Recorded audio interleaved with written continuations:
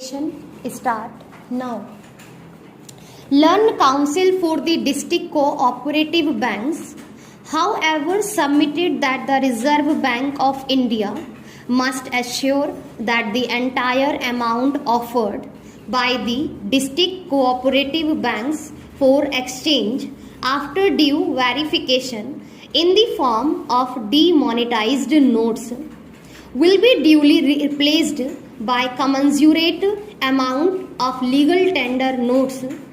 Contemporaneously, the learned Attorney General on instructions submitted that the policy of replacement of legal tender notes as applicable to public sector banks and other banks will be applied even in the case of district cooperative banks for exchange of demonetized currency with the legal tender currency. We accept the assurance given by the learned Attorney General in this behalf.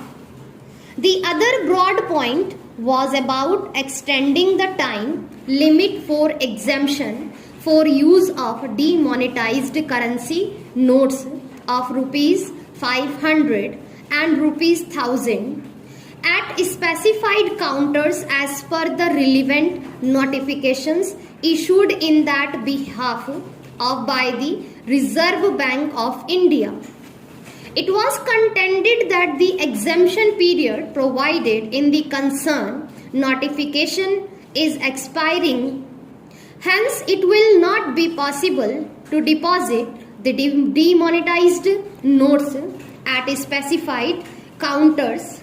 Thereafter, even in case of emergency situation like hospitalization, travel by Railway or Air Force Act, in our opinion, either the exemption period should be extended or not must be best left to the judgment of the government of the day, with a hope that the government will be responsive and sensitive to the problems encountered by the common man. Accordingly, we decline to issue any interim direction to the government in the matter of extending the period of exemption and leave it open to the government to take appropriate decision in that behalf as may be advised. The other serious grievance made by the petitioners is about the denial of right to withdraw the prescribed amount of rupees 24,000 per week per account holder in spite of notification issued by the Reserve Bank of India. Permitting such withdrawal, it was submitted that if the government has issued such notification after due consideration, it is obliged to ensure that its commitment made under the said notification is implemented without any exception. The ground reality, however, contends learned counsel is that the banks are refusing to pay full amount of rupees 24,000 per account holder per week on the ground of non-availability of enough volume of legal tender currency.